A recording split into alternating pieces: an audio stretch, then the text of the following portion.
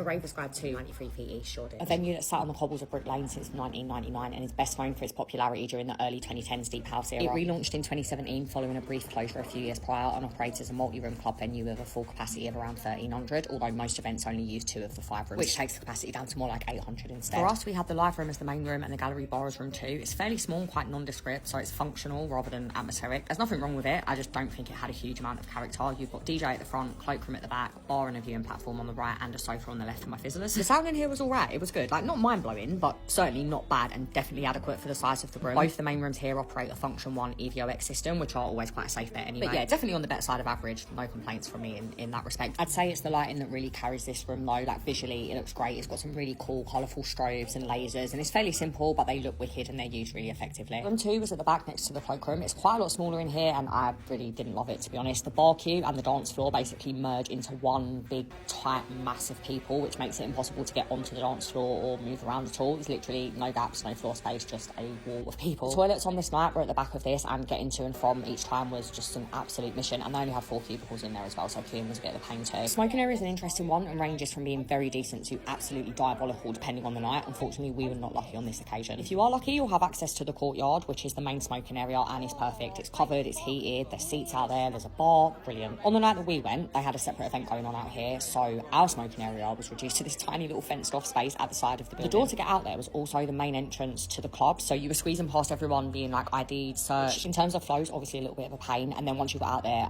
I wish I was lying, there was genuinely space for about 20 people. I've paused it so you can see, but where that red line is, the other side of that is the queue of people waiting to get into the club, and the smoking area literally started here. It's probably the smallest smoking area I've ever actually seen in my life. I'm not even gonna lie to you. For the last 2 hours, the private event they had out there finished, so we were finally allowed access to there, and I think if that space had been accessible from the start, the venue actually would have landed so much better for me. Even just have somewhere to chill or just like sit down for a little bit would have helped massively, and I think it can make all the difference between staying and leaving early, because other than that, there was literally no better. They also had a lot more toilets out here, and they were directly accessible from the stage in room 1, so I think it just would have been logistically so much better overall. Drink prices were pretty standard, pulse to read. According to their website, the venue is fully wheelchair accessible and has ramps where required for punters that need. The venue sits on Brick Lane in the heart of Shoreditch, and they do a mix of day and evening events, Fridays and Saturdays, although the club does close by 1:30, so definitely not a late one. Aldgate East Underground and Liverpool Street are both 5-10 minutes walk away, and you've got Shoreditch High Street on the overground, which is just around the corner as well. You've also got Spitalfield Market, which is just around the corner as well, that has some banging food options, so if you're looking for a little pre-rave munch, that is definitely an option. Overall, I don't think the venue's terrible. It's probably better for smaller nights, and I think having access to the courtyard definitely makes all the difference. Definitely not the kind of venue you can explore and get lost into, but it's functional and it does the trick as long as you're not stuck in the cow pen.